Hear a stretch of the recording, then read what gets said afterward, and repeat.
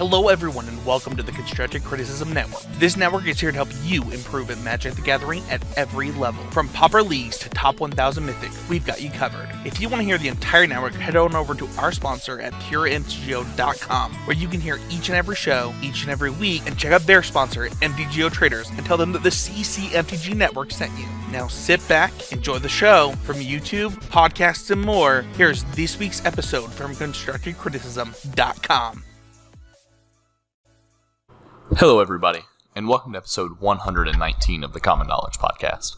I am your host, Christian, and I'm joined by our co-host, Brad. Hello, everybody.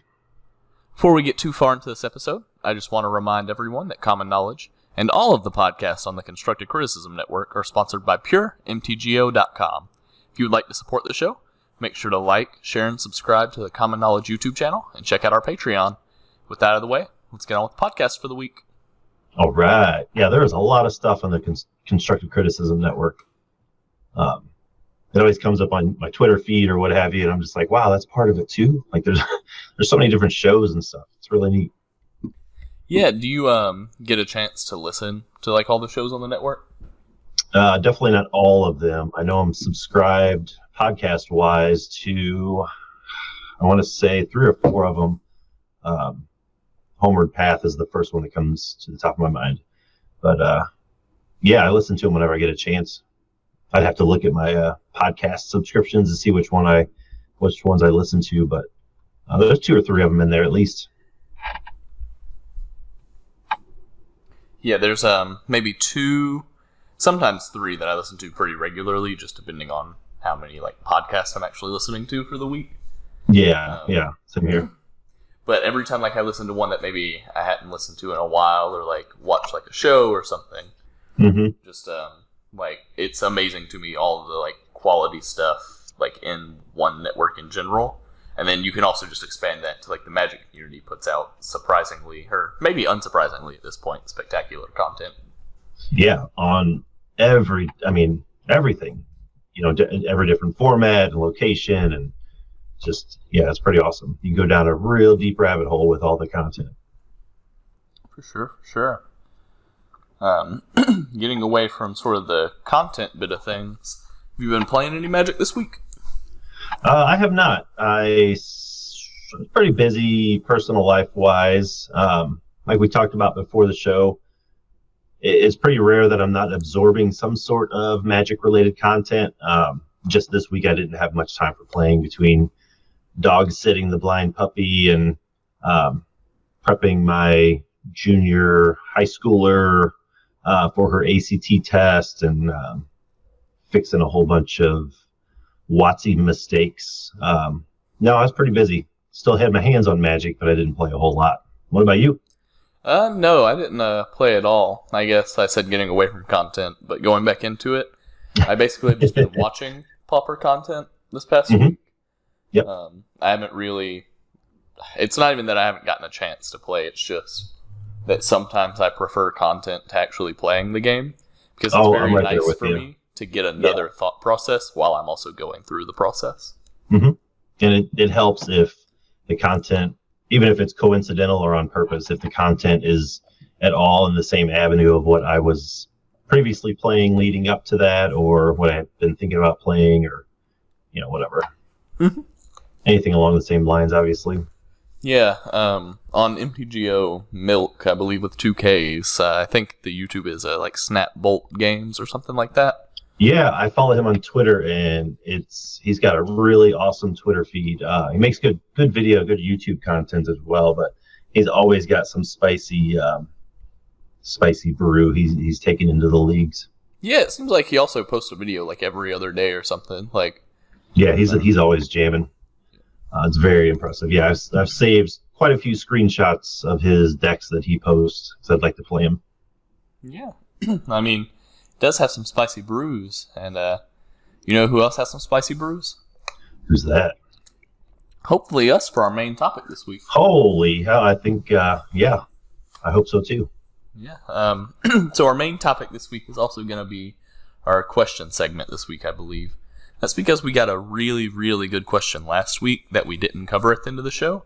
And that I had it in the in the show notes for last week, I actually had it put in there as one of the 3 or 4 questions. And after about 5 minutes, I realized that this is just too big of a question, too big of an answer to use as just a 30-second filler at the end of the show. Yeah, pretty much. Anexus asked us, my partner wants to get into Pauper, but wants to brew. Considering players like these, not me, I'm quite set in Pauper, what would be the best way to start brewing? They're mainly a commander player and casual player. Played with a couple of my decks, which is just how they play Pauper generally. Right. Yeah, I think it's a pretty innocuous question, but it's pretty major as well. We're going to try to cover some of the more broad strokes of brewing, I think. I don't think we could cover everything in 1 hour or 2 hours or 3 hours. Heck, they've written, there's been a whole book written about the card gush. So I imagine there could be a series of books written about brewing, not just in Pauper, but in Magic in general, I think.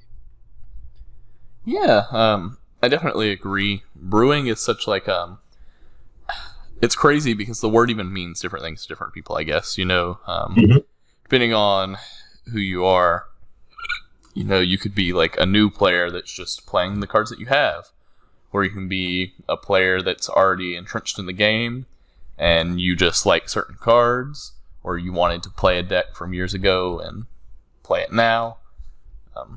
I don't know, there's so many different things that you can do as being a brew. And then there's even people that if I change 4 cards in this burn deck, is that a brew?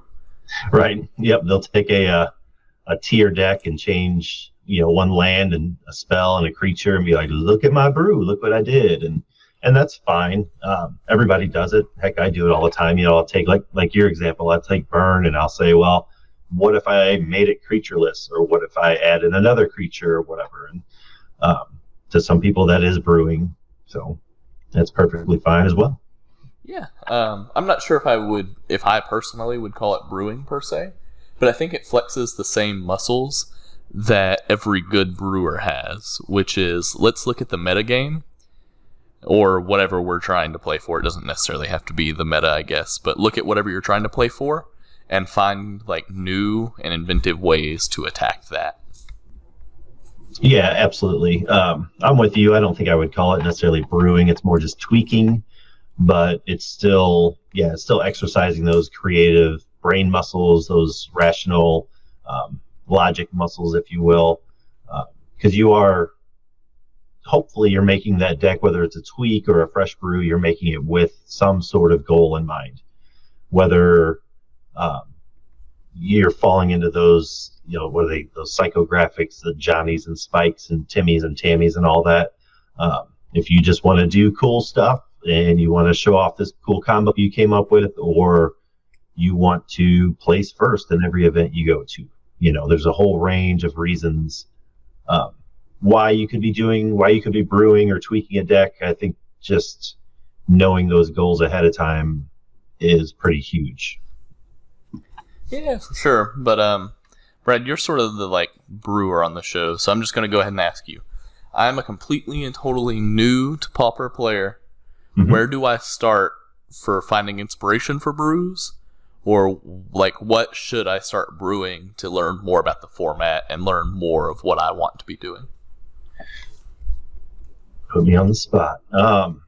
I've always told people, because I've introduced people to Pauper, similar to the question that Anexus provided.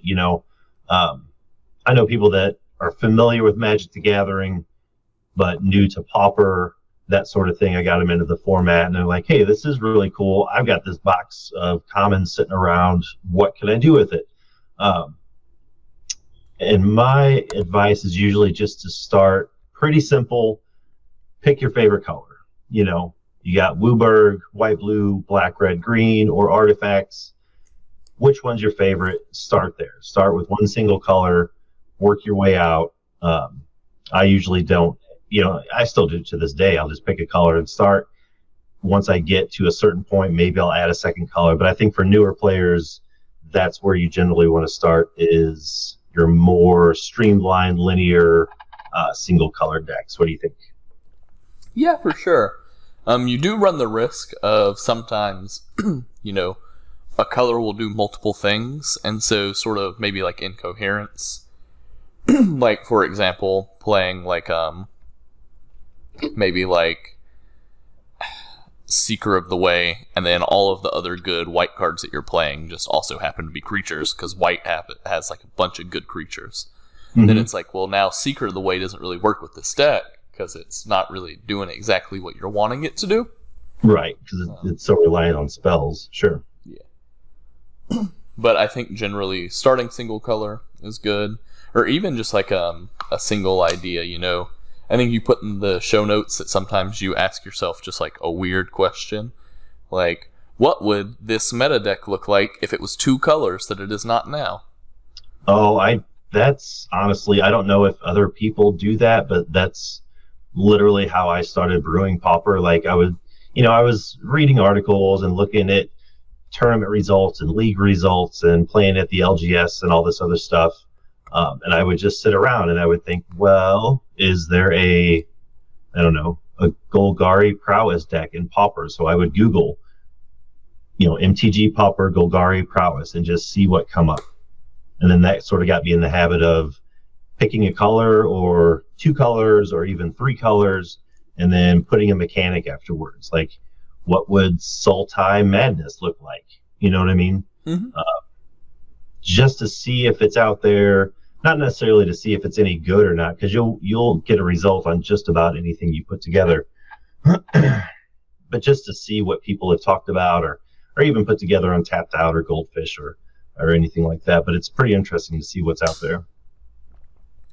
Yeah, and then even sort of piggybacking off of that, I think one of the more common things that you also see is like people going, well, I have archetype A and I have archetype B. What if I mix them together to create archetype Z? Mm-hmm. Yep. Even the Cascade Tron deck that's been popular as of late, I would say you can sort of see that going on with it, right? Yeah, absolutely. I think that was a good point, very topical point. Yeah, it seemed like Tron was a little late to the Cascade party, but not any longer. But yeah, I think monocolored decks are good. If you're real new to the game and Pauper just happens to be the first format you're really interested in, I think any sort of aggro deck, any sort of aggressive, creature-heavy deck is probably the way to go. For sure, I wouldn't suggest somebody get into anything real super interactive or delicate or really involved. Just creatures and spells and see what you can do from there. Yeah, is there a reason why you feel like being proactive is better than being reactive whenever you're first getting into a format? I'm sorry, my computer totally buzzed at me. Say that again. Do you is there a reason in particular, or is it just more general, like the reasons that you think being proactive is better than being reactive when first getting into a format? Is it Pauper specific, or is that just brewing in general to you? I think it's more brewing in general. That it may be specific to me. It may be even specific to Pauper. I think aggressive decks are, I hate to use the word, but they're easier to pilot. They're easier to build. If you're at all, new to brewing, especially even if you've played Magic for 3 or 4 or 5 years, some of these mechanics and cards that are in Pauper are going to go back decades, and you're not going to know what the hell you're looking at first. So if you're trying to do all these cool things with your graveyard and flashing back and delve and all this other stuff, it would get pretty easy to get muddled up in that, get mixed up in that. I think just picking a wide base of aggressive creatures to lay down, pilot them, see what you can do, just to familiarize yourself with the format, if nothing else. Yeah, so all that definitely makes sense to me. I just want to say, in addition to that, one of the main reasons that I've always felt like building a reactive deck is a little bit harder than building a proactive deck if you're new to a format, is because usually proactive decks are easier to build if there's a very specific problem you want to solve. Yeah, so, for example, I think... If you know what the target is, it's easy to pick the ammo. Yeah, for sure. I think basically, like, if you and I were to pick one deck, we could build the that deck of any deck in Pauper and win a lot of matches against that deck in particular. Yep. The problem is, though... No, sorry, go on. No, you're fine. I think you're about ready to say what I was going to say anyway. Yeah, the problem is, though, is that whenever you first get into Pauper, you don't really know, A, what is in the format, and B, your reactive deck is something that, like, you are trying to build to solve all of the problems. You know what I mean? Where it's like, well, I need this for Tron, this for Heroic, this for Cascade decks, and then all of a sudden, like, you have a jumbled mess that doesn't do anything. Yeah. Whereas if you're building a deck that's proactive, even if you don't know what's going on, like in the format, you can at least fall back on, well, I know what I want to do. Yes, exactly. That's a great way to say what I was trying to say earlier, is if you're doing a reactive deck or any sort of control type brew, you don't know what you're controlling against. You don't know what's out there. And yeah, like you said, heck, I probably spent the first year just brewing decks that ended up being a 75 card, almost singleton just pile, because I wanted to do that. I wanted to build a good deck that was, good against this matchup and good against this matchup. And I was trying to do that before even sideboarding. And that's just not something you can do, where I think, like you said, any sort of aggressive build just takes that out of the equation, and it's just you and your creatures, and that's all there is to it.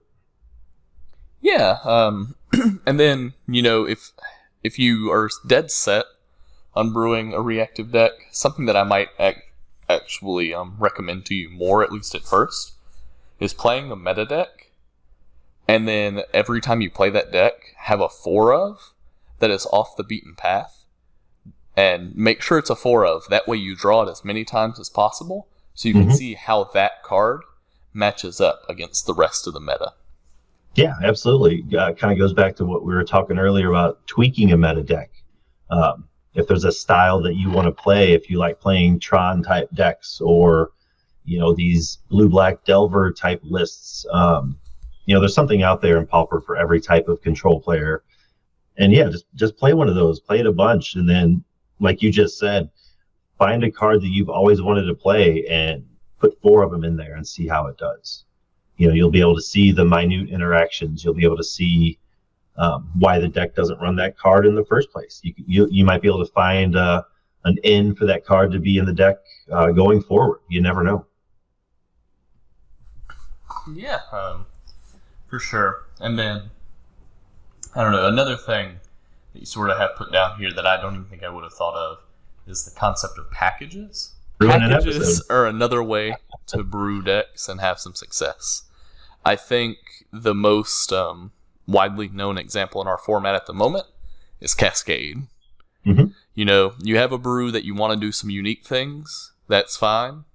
Just make sure it has this really powerful top end that's going to further enable whatever it is you want to do.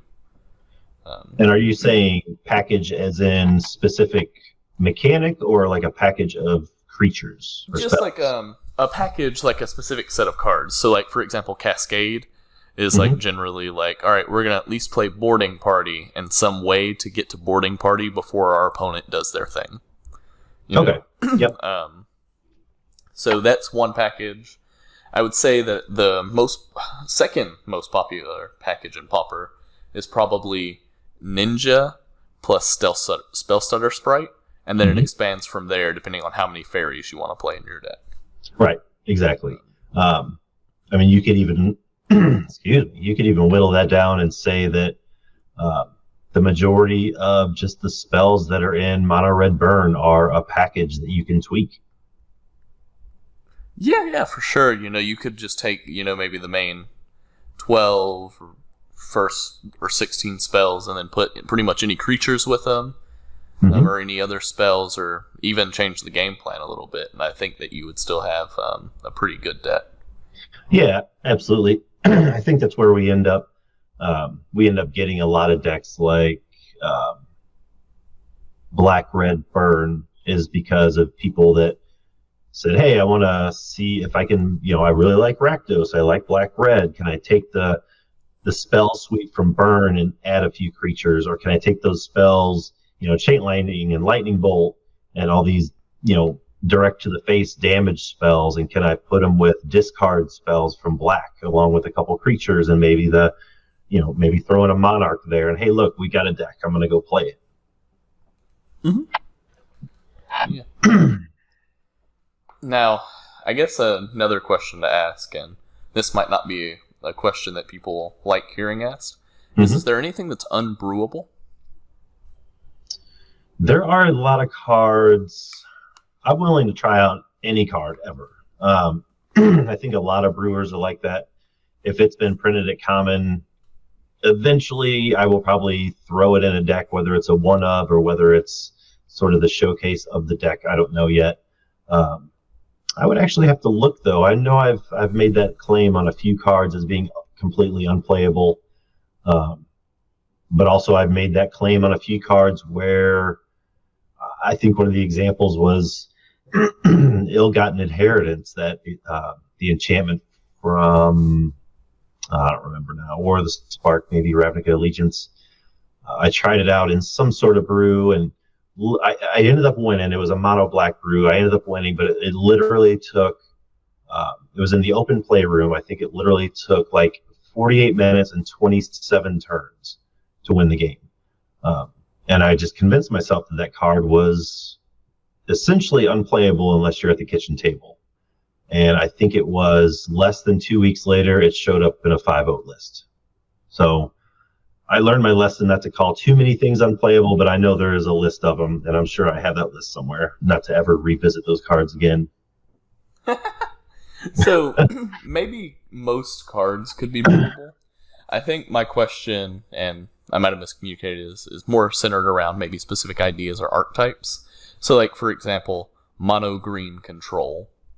Is there a world where you see somebody could brew like a mono green control deck? And if so, are there particular things that you would hope would be in that sort of deck? Like, how would you go about doing something like that, I guess?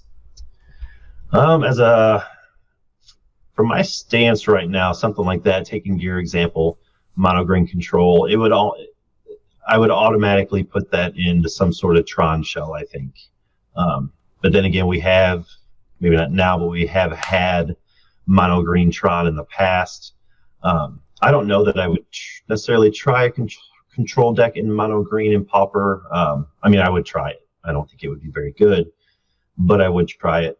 But yeah, there are, I think along those lines, there are plenty of archetypes or combinations, if you will, that just don't end up working out.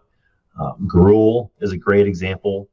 I don't think there's really been too many, maybe one at the most, red-green decks that have been competitive or successful on a competitive level.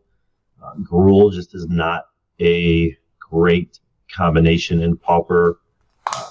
Individually, green has really powerful cards and red has really powerful cards, and even Burning Tree Emissary that's both colors is really powerful. But for some reason, when you put those two colors in the deck, it either has to be a very, very specific archetype, which still isn't that strong, or it's just not going to be very strong at all, regardless. Yeah. So whenever you say Gruul, do you mean more the low to the ground Gruul? Or is it just like in general? Because like I was thinking that like the Cascade deck, for example, has actually caught on pretty recently. Oh, okay. Yeah, I see what you're saying. Yep. That would be my mistake. Yeah, more the aggressive, low to the ground, sort of go wide, red-green strategy. Pre-Cascade Gruul. Yeah, I'm with you. So I think actually the last thing that you said, pre-Cascade Gruul, is maybe, and you can correct me if I'm wrong, maybe the most important skill set that a brewer might be able to have. And that is seeing a card and knowing whenever it broke something open. To me, that's sort of from a competitive standpoint, the value in brewing is, you've played this brew a lot, and maybe you're like, yeah, this brew is absolutely terrible. But if it ever gets a card like X card, but in this color, then man, this brew is going to be insane. Yep. And then 2 years down the line, you see that card get spoiled, except for its color shifted. And you're like, man, you remember when I said if this color ever got this card, that deck would be insane. Yep. Well, look what we have now. Yeah. Yep. And it doesn't have to be that specific either. No, it doesn't. But I'm kind of at that same stopping point with that party mechanic deck I was trying to brew that went from 3 colors to 2 colors back to 3 colors, and now it's sort of 2.5 colors. I think it's really fun and it's really good, but it is. I've looked at it and I've had conversations with other people that I've literally said, okay, in the next 2 or 3 sets, if we get X, Y, and Z, party members, rogues, wizards, clerics of this level, or I'm looking for rogues that do this. If we get one of those in the Forgotten Realms set, this deck's going to be good. Because I can, I understand and I'm willing to admit that the deck is terrible right now, but it definitely has potential. It's just missing a couple cards that we don't have access to yet. Mm-hmm. So whenever you're playing a deck, how do you sort of stay level-headed enough to find that sort of thing? That's the hard one. I think that's more of a personal choice. I'm notorious for just hopping on and off decks on a whim. I'll spend a day and a half theorizing a deck and putting it together and just sort of, looking at it and then loving it, falling in love with it, talking to people about it, sharing it, talking about it, tweaking it before I ever play with it. And then I'll run it through the tournament practice room and I'll go 0-2 and then I'll just stop and I'll never play it again. But then there's some brews that I built that I'll never give up on. I think it's just a matter of, I think that's more of just a personal choice. But there is definitely a fine line. Excuse me. There is a fine line where you kind of have to understand when to unsleeve it and just put the cards back in the box. Are there any decks that you've been sorry to see go? Of my own brews? Oh, yeah. Yeah, quite a few. I typically have a pretty close relationship with every deck I build. The one that I still have put together that I literally never play anymore, but I probably won't take it apart just because I love it so much, is my Orzhov or black-white Night Sky Mimic deck. It's sort of a meme at this point because it's just not very good, but it's probably my favorite deck. It's my favorite deck I've ever built. I'll never disassemble it, but I may not ever play it again just because it's not really that good at all. But I've taken apart many. I think that's why I brought up Gruul or Red Green earlier. At least on MTGO, I bet I've built and taken apart at least 10 different unique Red Green decks because I can't, outside of Cascade, outside of anything like that, I just can't seem to make them work. And I don't know if that's just something I'm missing or if that color combination just isn't very good unless you are cascading into stuff. Well, I'm glad that you have one that you'll probably never take apart. I'm sorry that you've had some that you have to see go. Yeah, that's okay. You kind of have to accept that as part of the brewer's life, especially if you are focused mainly on paper. You're going to go through some sleeves. You're going to sit there and you're going to take decks apart and shuffle them together and put them together and take them apart. And you're going to take cards from one deck and put them in another deck for the night because you just wanted to try out this one card at the shop or whatever. So yeah, I think that's what helped me on MTGO not get too attached because I sort of, quote unquote, grew up in Pauper with paper, not necessarily on MTGO or digitally. So it's not a huge deal to throw something together in a few minutes on MTGO, run it out there, get my butt kicked, and then just delete it. It's not that big of a deal. But my paper decks, I'm a little more attached to, I think. I understand. So I would say not necessarily the last, but one of the last really tough questions that I think I have for you is brewing in Pauper. Is it as worthwhile as other formats? Do you think Pauper is really all that it's cracked up to be whenever you talk about brewing? Personally, I think so. I think it is. I think the term brewer's paradise can be a little misleading, but I do think it is a vastly underexplored, even for all the content producers we have and all the brewers we see out there. I still think there's a deeper level to brewing that we can achieve in Pauper, and I'd like to see that. Now, as far as comparing it to other formats, honestly, I would say brewing in Pauper is more similar to a process like brewing in maybe Modern, even though they say Pauper is like Legacy Light or what have you. It just seems like maybe I just know more Modern players. Maybe they just happen to be brewers. I don't know, but it just feels the organics of brewing in Modern feel very similar to Pauper, if that makes sense. Yeah, no, that Granted, definitely. We don't have the power level, obviously, of Modern, but just sort of the way they go about it, and Pauper is one of those, and I feel like Modern is too, where you can find a creature that's legal in your format and be like, damn, this guy is really cool. I want to build a deck around him, and you can do that, and it could be wildly successful. It could be trash. It could be somewhere in between. I don't feel like there's a lot of formats that can say that, even though I'm not super familiar with other formats, but I just don't hear that sort of talk out of other content creators. Yeah, I do want to go ahead and agree with you that I think Pauper is vastly underexplored. I would say that my main evidence for this is if you guys ever pay attention to what goes on in Brazil, I think this would Those become guys are self-evident. killing it. Yep, absolutely. Even just looking at one recent, I think it's the Fuguete League. I might be butchering that. If so, I'm sorry. Yeah, I'm not really sure how to pronounce it either yet, but the I just first call it place the Rocket deck in the League. most recent one is Teamer Mhm. Fog.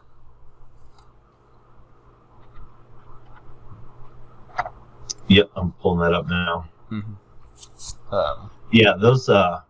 That's really. Anytime I can promote the international Pauper communities, more specifically the Brazilian Pauper communities, I do it.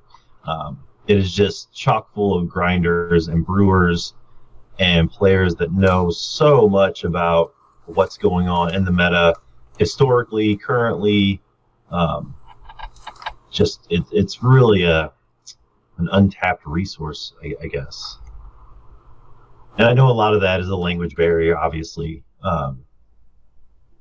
But, Google has a translate option. Twitter has a translate option. It's something you can't figure out. And a lot of those guys speak multiple languages. It's not like they're just out on their own little thing, not talking to the world.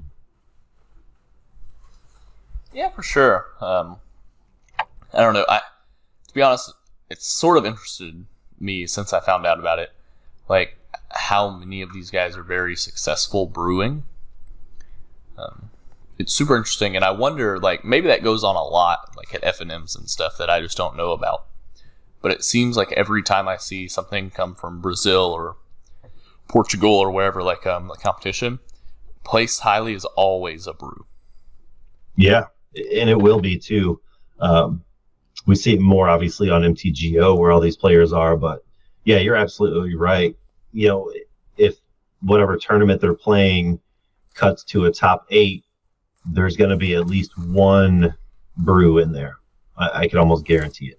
It's a lot of it comes down to cost. Let's be honest. The exchange rate is pretty terrible down there. So cards that we get for $1, maybe 5 or 10 or 20 times that down there. I'm not exactly sure the exchange rate, but it's pretty absurd. So a lot of it comes down to cost. So a lot of the players play the cards that they have to play, but they play them very well, and they know how to play them, and they know how to make them work. Yes, sir, for sure. Do you have any other like general brewing tips? Let's see what else we covered. I think the biggest one is honestly, I like to brew based off color and mechanics. Like I said earlier, I'll just Google something, whatever. I'll Google a color and a mechanic that I want to make work, like red green heroic or blue green metalcraft, whatever it is, just to see what's out there, kind of get the gears rolling a little bit. I have yet really to put in a color and keyword into Google and not have it spit out some sort of result. So there's always good resources there. Also, I think the biggest thing is just test. It's a little harder to test as much as you need to in paper, because the other players might not be available. Obviously, with the world the way it is now, we can't just get together and play 15 matches in a Saturday afternoon or whatever. But MTGO is a great resource for that. Get out there and test your decks. Don't get too down on yourself when they don't work. It's not an if, it's a when. You're not gonna make your first brew and it's gonna take down a challenge. But I think that's really about it. Now we all kind of know my stance on it. Start with monocolor, start with aggro. I'm generally an aggro player as it is. You play a lot of control mid-range style decks. Is that something? How would you go about brewing a deck in those archetypes? Would it be more of a, like we talked about earlier, would you start tweaking an existing control list until it ended up something completely different? Or I just can't imagine that starting with a blank slate for a control list it would be too easy. Yeah, so I would say that the best way to do it is find things that you want to beat and then figure out a way to beat them. And then that's like the best place to start, Then after that, you can open up your deck a little bit more.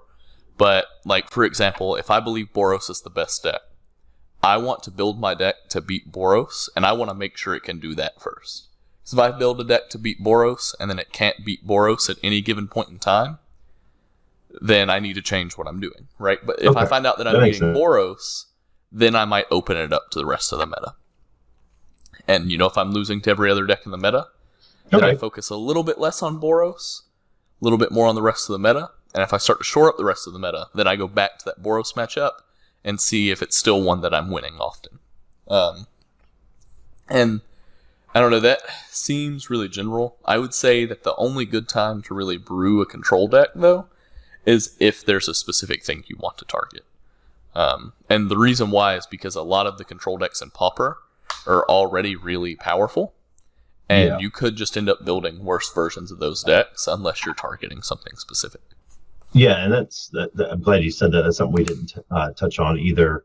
It is, and I've done it probably more often than I've come up with unique decks. It's really easy to fall into the trap of brewing a mono red deck that just ends up a worse version of Burn, or brewing a Boros deck that just ends up a worse version of, Boros Bully or Boros Monarch that's out there already. It's really easy to take a popular deck and make it worse. It's hard to take something original and make it better than what's out there, if that makes sense. Yeah, and sort of piggybacking, or not necessarily piggybacking, but just running with it as well. I would say another way, and this isn't just for control decks, this is in general, to brew effectively, is maybe the thing that I stress the most on this show, and that is networking or just having friends. There's a lot of Pauper content, and sometimes there's a lot of Pauper brewing content. But more often than not, the Pauper content that people tend to view is about the meta, stuff like that. Yeah. And so because of that, if you're brewing, I think content is a little bit less helpful for what you want to do. And instead, you need to reach out to people. So, for example, if I wanted to brew black-green heroic, right, I could type that into Google. I could just type in black-green heroic and probably find a deck or an idea somewhere online, right?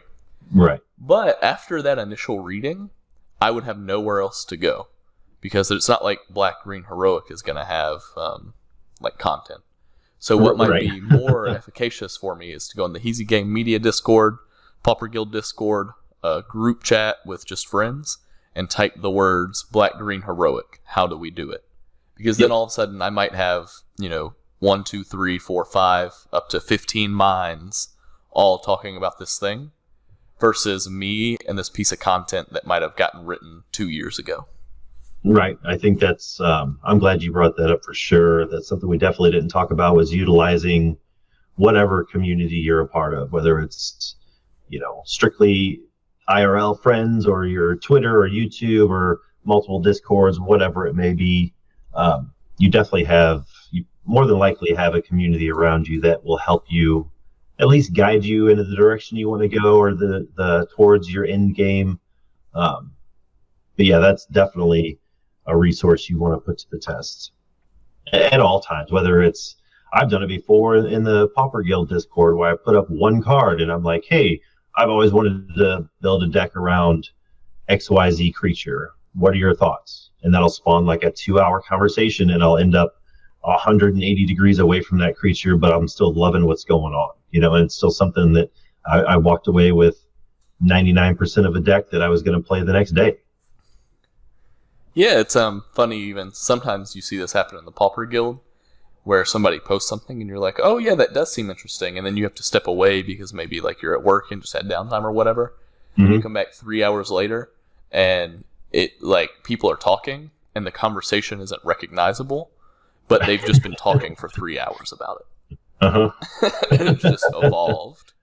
Yeah, absolutely. And I think that's honestly one of my favorite parts about brewing is, it's not the grind that everyone thinks it is. I've had a lot of people approach me like, oh, how do I brew a deck good enough to win a league or to take down the event at the LGS or what have you. And I don't honestly, if I had an answer for that, I would be much more successful at what I do, but I don't have an answer for that. I don't think you can necessarily brew.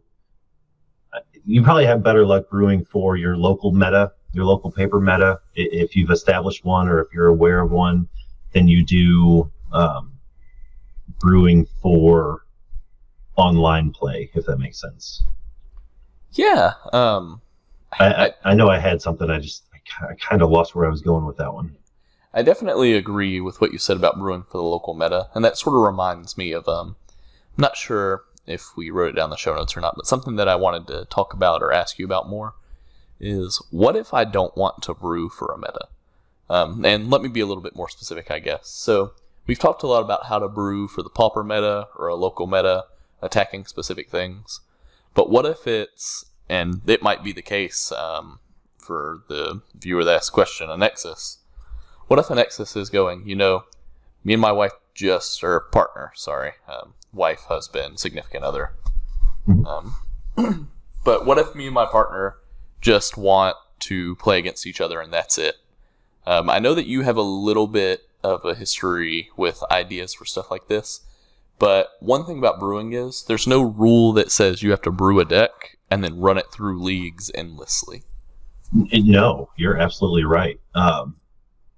It wasn't until really Corona hit and I was forced to get on Magic Online that I started doing that. Before then, it was just, I want to build a cool deck in paper that's fun to play, and I hope that it wins me some games. That's how I approach brewing. I think it's, I guess I'm a Johnny if we're going by that scale, that I just want to do cool things and I want to have fun playing. And if I win along the way, that's great. It's icing on the cake, I guess. Going back to that Night Sky Mimic deck I was talking about, I think for like 3 or 4 straight months, I ran that in my LGS tournament. This was obviously pre-Corona. Like every Saturday or every other Saturday, I took that deck up there and ran it through a little event, tried to win, and never did win. But every single night, someone was like, damn, that's a really cool deck. Damn, that's really cool. Are you going to bring that deck again next week? And to me, that's a win. I didn't care if I won a single match. Just what everyone else was sort of saying about the deck was victory enough for me, if that makes sense. Yeah. I don't know. I think finding fun in Magic for yourself is probably the most important thing. I think with how online Magic is right now in this very moment, I think sometimes people lose sight of that because, and there are a lot of really good Magic players, basically, and those players are celebrated a lot, as they should be. You know, if you're in the top of your field or anywhere near the upper 30% of it, you deserve to be celebrated. Yeah, there's absolutely. something to be said about people that just want to have fun. You know, in a lot of ways, one of like the things that I wanted to do that you've been doing is building like a pauper battle box. Mm-hmm. You know, not necessarily meta decks, sometimes off meta decks, but just decks that match up well against each other. Right. You know, Magic is played to have fun. That's the primary goal. Yeah, that's first and foremost. Yeah, so that's sort of the thing to me. And then, you know, you could also do stuff that's almost pauper, but not pauper. One of the things that I've been into recently is battle boxes. Do you know what that is? I do not. I know there's some big proponents of it, but no, I do not necessarily. Not enough to even really talk about it. Yeah, so I'll just go ahead and give you the rundown. It might sound interesting to you. So basically, both players have a separate hand called their like land hand, or whatever you want to call it, that typically has 5 enters the battlefield tapped lands and 5 basic lands. Okay. And then there is one deck that they share, usually of a couple hundred cards, that are curated to have a good play experience against each other. Mm-hmm. Both players draw hands of 5, and then you play 1 land a turn from your land hand, and then every card that you draw is going to be a non-land card.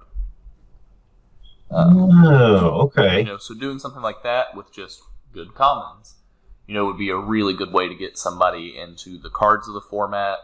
You know, sort of get their mind peeking of, oh, these 2 cards were a really nice interaction that came up. Maybe I would want to try this more, and if they do want to try that more, well, then maybe we move them into a 60-card format, right? Because the battle box, by its nature, is going to bring up interactions that you don't see often. But if there's one you really like, well, let's brew a deck around it. Yeah, absolutely. I didn't even think about that. But yeah, that's... and now that you do bring it up, yeah, Brian DeMars is a big battle box promoter, I guess. I don't know if he created BattleBox or what his relationship is with it, but he's always writing articles for Channel Fireball for you know, his legacy BattleBox and that sort of thing. Okay, but yeah, I get it now. Yeah, it looks really awesome. I think it's somewhere. It kind of falls near, maybe in the neighborhood of a cube. Would you say? Yeah, I would say so. Sort of the same idea, right? Like all of these cards are going to play well against each other. Let's create a very unique experience with it. Right. Yep. And cube is also something you could do if you know someone that has a pauper cube, or, I mean, that's a little less likely than just a regular cube, but drafting pauper cube is definitely another way to get experience or get exposure to cards and mechanics and interactions in the format that you may not have known before. That's definitely a good option, I think. Let's see what else. But yeah, just Scryfall.com and mtggoldfish.com. Those should be your best friends if you're going to be a brewer.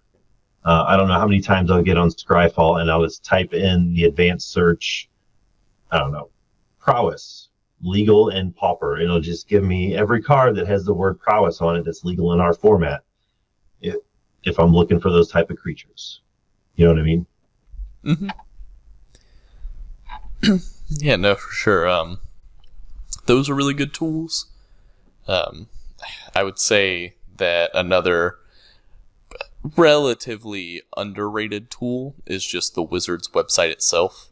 Just every time there's a league dump, going through everything and just looking for inspiration. Yeah, I love the I think for Pauper it's on Wednesdays, the 5.0 deck dump, as some call it. Yeah, granted, most of them are going to be meta decks, but you'll always see some sort of tweak, possibly a unique brew. And yeah, that is a really good resource as well. That's a good way to familiarize yourself with what's going on if you want to be, and not even necessarily if you want to be more competitive, just to sort of see how decks shape up. There could be 2 or 3 Tron lists in a row that only share 40 cards in common. You know, the rest could be completely different. We see that quite often. I don't know if 40, that seems a little low, but you know what I'm saying. Yeah. The general concept was communicated. Yeah. And there's, if being competitive is something you want to do with your brew, that's definitely an option. We've had plenty of brews start out as single card. Hey, this got downshifted. Do you think this is playable? And then a month later, probably 200 matches later with that particular card, it's 5-0ing leagues and that sort of thing. We got decks that are in the format now that started off as brews, like the Cycling Storm deck. That was a brew that Caleb Gannon started, I believe, and on his YouTube channel, and it took off. And now it's top 8ing challenges. I mean, it's taken almost a year, but same thing with the Mono Black Cat Food deck using Cauldron Familiar that started, I don't want to say as a meme, but more of just like a community sort of inside joke. Hey, what can we do with this card? And it turns out it's really good in the right shell. Just those sort of things. Yeah, and I do want to stress the one thing that you said about the Cycling Storm deck. Mm-hmm. Took almost a year after the initial takeoff for it to climb its way back up and to be a really good deck. But now that's like one of those decks that, certainly it's fun to play against, but you almost don't want to play against it because, it started off as a brew. So even though it's starting to become more popular, it's still lesser known of good strategies to play against it, and it's powerful. Yeah, it is very powerful. It's had a year of people playing it. I think it had a cooled off period for a couple months, but other than that, people have been playing it pretty regularly, and it's gotten tuned. It's gotten stronger. I don't like facing it. I know that. Yeah, no. If I were to enter a challenge tomorrow, that would not be what I want to face, especially early on. Yeah, and that's just examples of what you can do if you brew hard enough or have enough minds or eyes on your decks or on what you're trying to do. But honestly, if you're just trying to have fun with it, at that point, the sky is really the limit. As far as, all 7,800 cards that are legal in Pauper are brewable if you're trying to just have fun, enjoy the game, hang out with friends, play some games. But I would say a much smaller percentage of that are actually competitively playable if your goal is to succeed, like take down events and win money and get in the Hall of Fame and all that cool stuff. Yeah. Well, that certainly is not all about brewing, but I think that covered a lot of the very rudimentary basics, and it's definitely something we plan on revisiting a little bit in every episode, and hopefully a lot in certain episodes, right? Yeah, for sure. Absolutely. I know we talked about it. We didn't want to go down too far. This was more just a broad stroke sort of episode, almost an introduction to an introduction of brewing. But yeah, of course, we talk a little bit about brewing every episode, and I'm sure down the line there'll be more dedicated episodes to it. So yeah, but I guess with that, that's going to do it for this episode of Common Knowledge. If you wanted to get in touch with us, you can find me on Twitter at JustGuyDad. Brad, where can they find you at? At Popper_B on Twitter and BradDragV on MTGO. I'm going to go ahead and reserve Pauper Score for the next thing we decide to do. Perfect. Yeah. Happy accident. Yeah. So you can find us there. You can also shoot us an email over at commonknowledgemtg@gmail.com. Those are really good resources if you have any questions about Pauper, MTGO, life in general. Thanks again to our sponsor, PureMTGO.com, as well as the Constructive Criticism Network for letting us be a part of it. And last, but certainly not least, thank you for listening. Take very good care of each other. And obviously never stop brewing.